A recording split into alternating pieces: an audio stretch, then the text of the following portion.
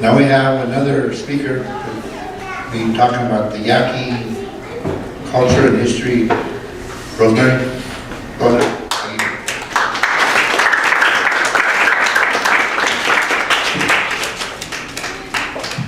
I like to use a mic, not because I'm soft-spoken, but that way I don't have to yell a lot. I want to say thank you to Mr. Matos for inviting me, and thank you to all of you guys for taking time out of your busy schedule. I know that some of the youth would rather be kicking and playing games, talking on the phone or on the computer or something, but you guys are here, thank you. And before I start, I want to go back to Chucho's exercise. Did you guys notice that there was 2 girls that were left? Girl power. But what I really want you guys to pay attention to, and I'm going to connect it back with what I said earlier, is that the people that were left there were not the old people like me. They were the youth. That's why I keep stressing that it's in your hands. Because I couldn't get down on my knees and be the horse. I had to catch me a horse real fast. I don't even know where my horse is. Where's my horse? But anyway, you know, it just goes to show we have to sit down. And in the end, it's the youth that matter, and the youth that run, and the youth that are going to be working the land, and all the laws that rule the land.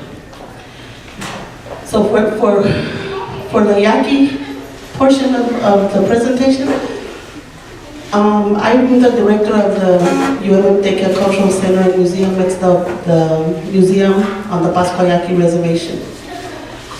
And every nation has a creation story.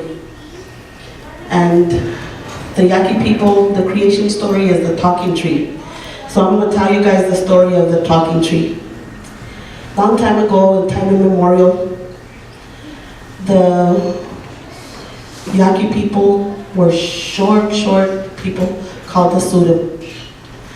And before I go on, there's a lot of versions. In the museum we have 12 versions of the talking tree, because the way you tell it is the way you heard it. And we all, you know how it is, you say something and you add to it or take something, and so bear with me. So the Suda were the original Yaqui people, and they were short people, and they were telepathic. You know, if I was talking to Andrea Carmen over there, the rest of you guys wouldn't know what I was talking, because I was talking directly to her. We were telepathic. If I was addressing 3 or 4 people, they would understand, they would know what I was saying, but the rest wouldn't. And it was kind of like a quiet times.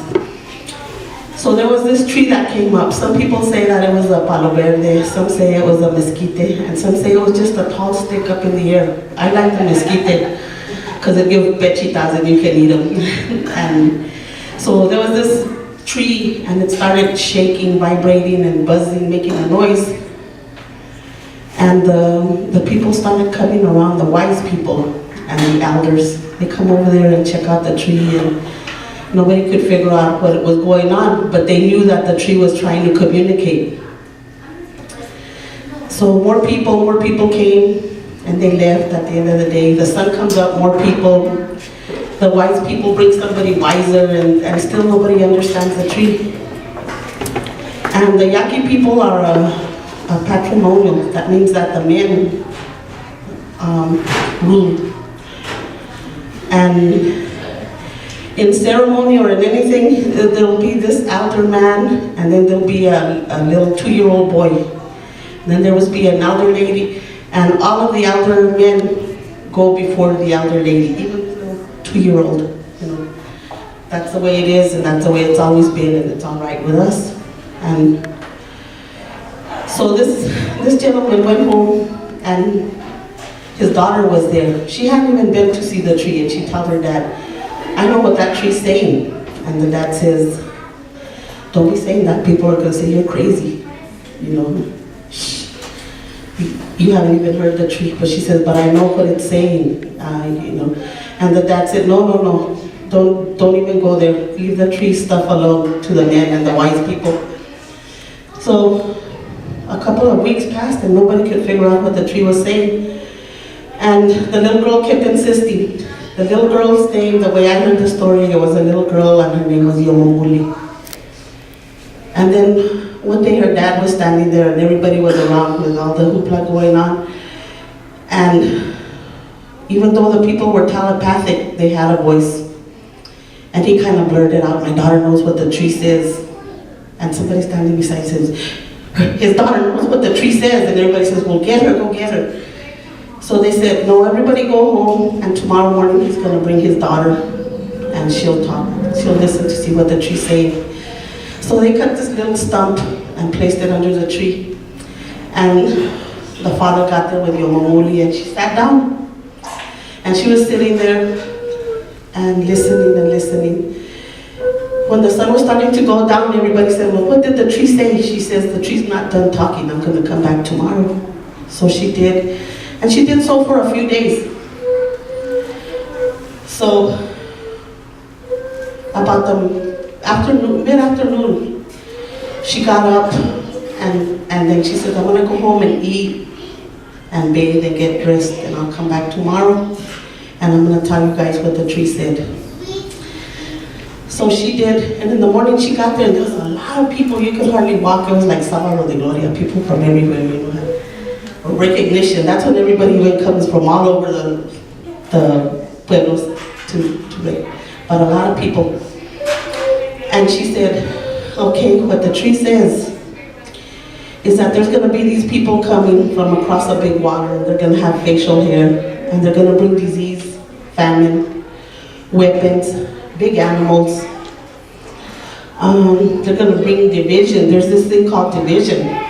And she says there's going to be food, a lot of food, and you won't have to be planting and harvesting and farming your own stuff. And I know that you guys are saying, "Did you just say there's going to be famine?" But this tree was predicting the future. So you know there'll be a while when there's famine, a while where there's no water, when there's floods. She says there's going to be this ugly, nasty worm, and it's going to eat people. And there's going to be a snake that goes across the lands, and it's going to change the way we live. There's going to be a bird that crosses the lands in the air. And there's going to be, you're going to hear about 2 brothers that die, and you're going to hear about some twins. And they kept talking about a lot of things, but these were the main things that the little girl told the people. So they said, "She's really crazy. You should have kept that child home," they told the man. And she said, "You over there with a cane, the tree says this and this," but they were talking to them just telepathically. And then the little girl turned around, "And you over there in the back over there, the tree says this and that about you too. And over here behind me, the tree's talking to you." So these people, the tree knew some trash on them, you know, and they said, "Oh, the tree, oh, she did talk to the tree, you know. I don't know where she got the information, but it's true." So they said, "Yeah, believe her, she's telling the truth." So the people believed her and got settled down again, and they got over her being crazy and being, you know, just a kid. And it came to happen that way.